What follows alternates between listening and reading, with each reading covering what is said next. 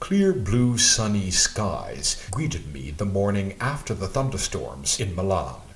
Ideal weather for my excursion to Lesa on Lago Maggiore. After the rain, there was great visibility too. The opposite shore of the lake and the foothills behind it were easy to make out in detailed contours. Where's Lesa? Lesa is 2 stops past Arona on the western shore of Lago Maggiore and easy to reach via train in roughly 70 minutes from Milan. And why Lesa? I had read an article in a very reliable source about an excellent restaurant in Lesa right by the lake, and I decided that was the reason I needed to take a day trip out of the city.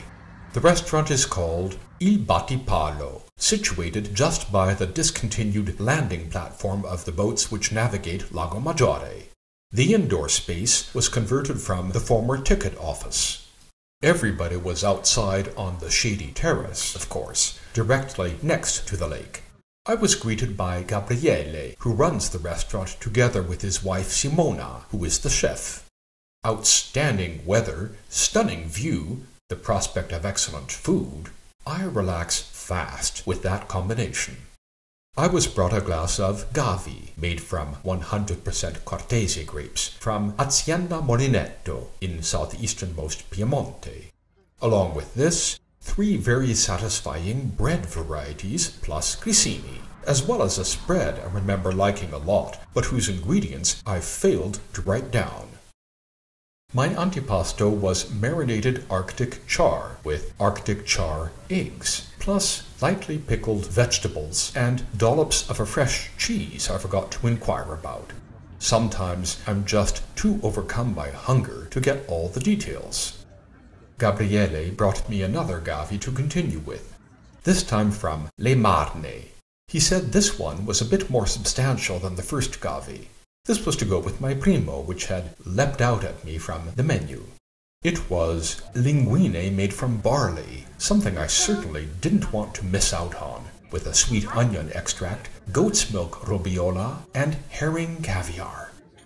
One more example of the unlimited creativity of Italian chefs when it comes to thinking up new pasta dishes, and in this case, also a very unusual pasta variety as the basis. In my mellowest mood, I awaited the secondo. As I told Gabriele, that had been a tough call between what I ordered and the very close runner-up. Tempura of sweetwater fish and vegetables, with what was described as an oriental sauce.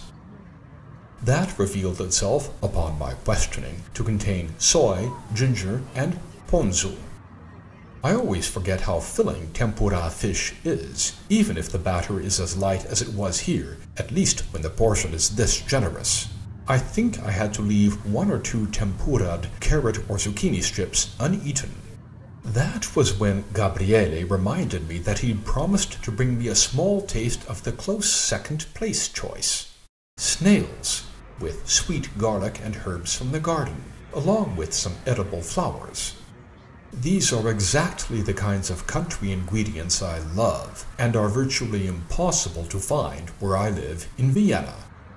Gabriele hastened to bring me a glass of Pinot Grigio from Alois Lageda in Friuli, saying that the snails couldn't be enjoyed without an appropriate wine, which was completely logical. Up to this point, I had been 1 row away from the lake. By now, all the tables right next to the lake had been vacated. Gabriele inquired as to what my dessert order might be. I asked whether I could move 1 row closer to the lake while I considered. Having been instantly reseated by the ever-gracious Gabriele, I examined the dessert choices, well aware that I was already overstuffed. The last item was gelato or sorbetto. Which flavor was the sorbetto? Even before the explanation was complete, I had decided. The sorbetto it would be. 2 scoops of a rich, deep, red-violet vineyard peach sorbet. Beautiful, cooling, utterly refreshing. Gabriele explained that these peaches are white close to the core, but become increasingly violet moving towards the skin. For a sorbet addict like me, this went on the best sorbets of all time list.